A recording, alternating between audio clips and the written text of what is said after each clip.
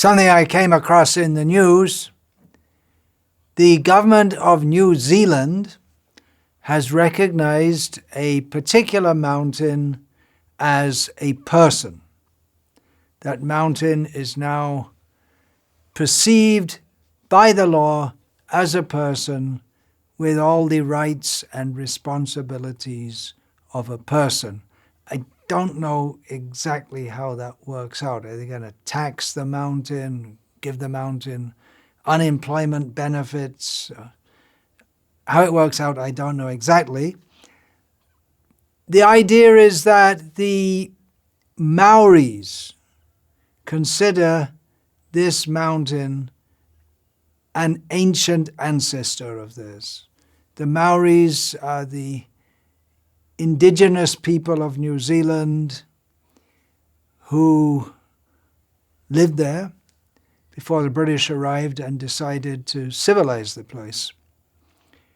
I wonder how that works out philosophically. Does anyone think about philosophy when it's taught in the schools? Darwinian, neo-Darwinian, evolutionary theory, and Big Bang Theory, I suppose. I suppose they still teach that, which gives the idea that, it's not stated directly, but it's implicit, that life, or what we call life, what we call a person, is a combination of matter. However, cultures all over the world, before the British and others decided to civilize them, and even before the British themselves were more civilized, there was a time when the British were not civilized. They're very civilized now, aren't they?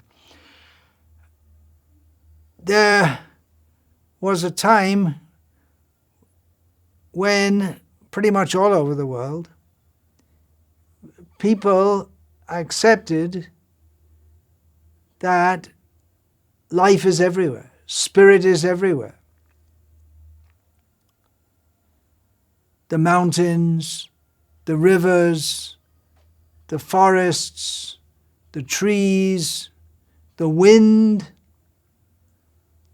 Nowadays, we explain this by science, how all these phenomena exist.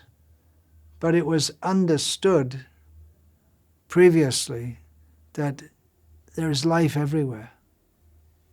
There's spirits of the wind, spirits of the mountains, spirits of the forests.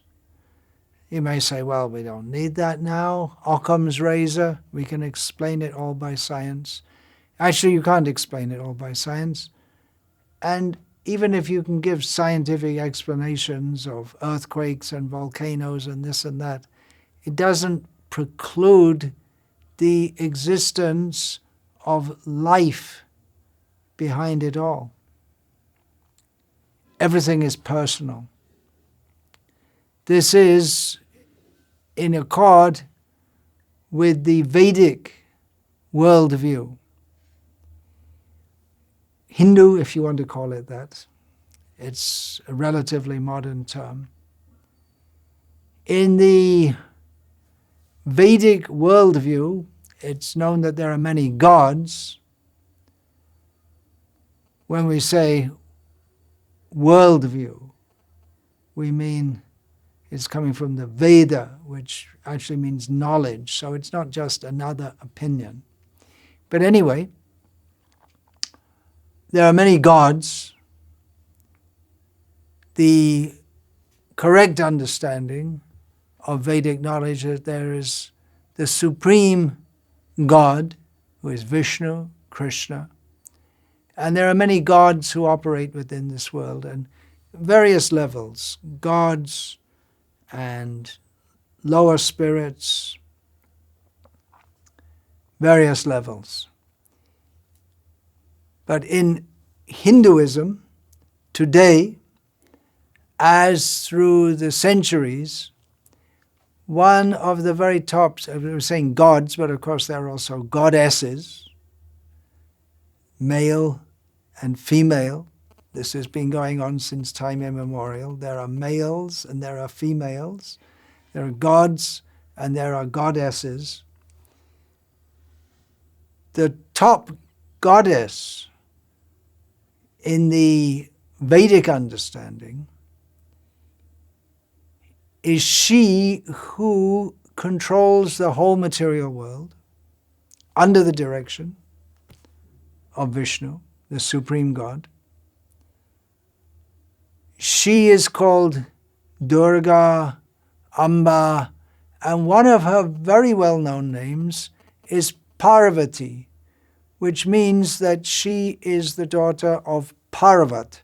Parvat means a mountain, and specifically it is the name of the god of the mountain from whom Parvati was born. We'll see that Parvati, she has a very beautiful, human-like figure. The goddesses are mostly beautiful. Some of them, some manifestations of Durga appear very ferocious. But the form in which she is generally worshipped is very beautiful. Sri Shankaracharya has composed the Sri Saundarya Lahari, waves of beauty, to describe her. Yeah, so she's in the top 5, again according to Shankaracharya's Panchopasana system. She's in the top 5 of the gods and goddesses. That's Vishnu, Shiva, Durga, Parvati, Surya, and Ganesh. And yeah, everywhere we'll find all over India. And it was previously throughout the world also. There are many Vedic temples of Parvati, she who is born from a mountain. And you may say, well, that's ridiculous. How can a human be born from a mountain? But the mountain, Parvat, has a human-like form also. The rivers also, we find in Vedic culture, Ganga, River Ganga, the British called her Ganges, Yamuna, they're all goddesses. They have human-like forms, very beautiful human-like forms. So that the mountain in New Zealand is a person is a fact which the New Zealand government has recognized. Kudos to them. Dig into it more deeply and understand this more deeply. This whole materialistic outlook that life is just a product of chemicals. Your whole civilization has got it wrong.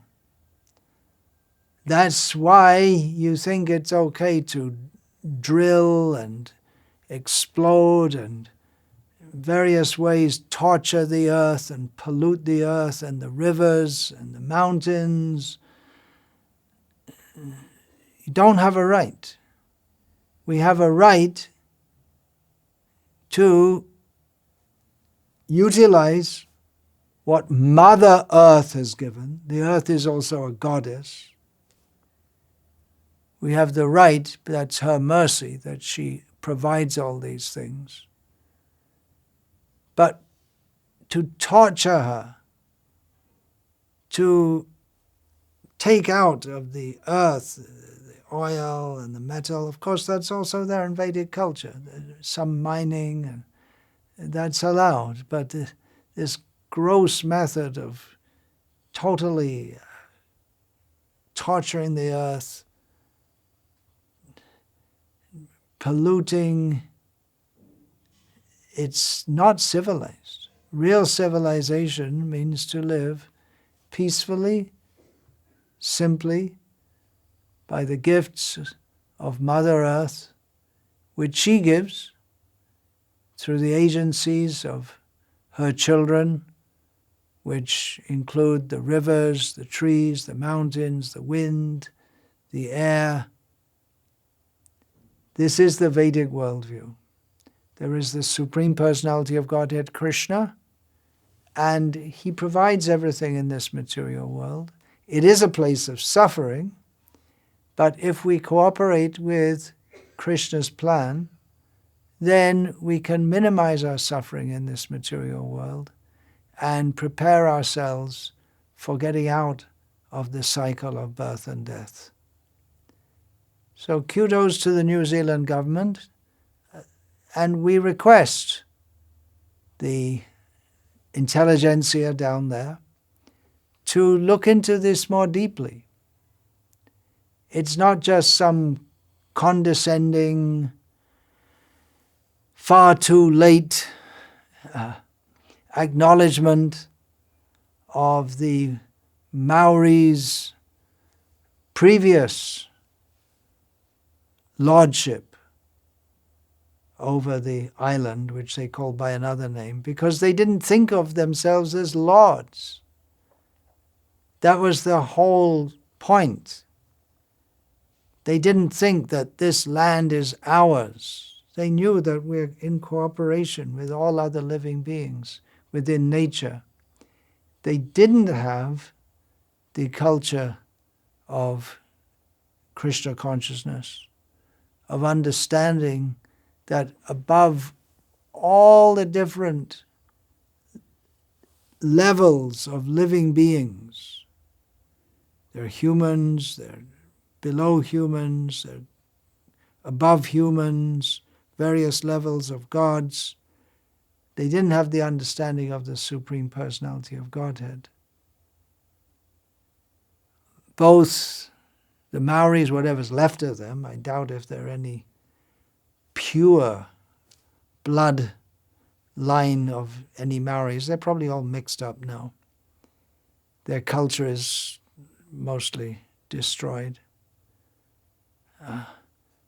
But for the Maoris, non-Maoris, everyone all over the world, everyone should understand. Life is the ultimate principle of life. We're living beings. When you say a mountain is a person, that means alive.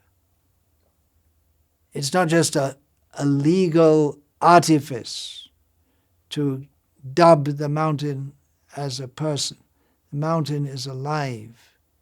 And yeah, there are all kinds of spirits, good spirits, evil spirits. And there are fairies and dragons, and it's all these kind of creatures.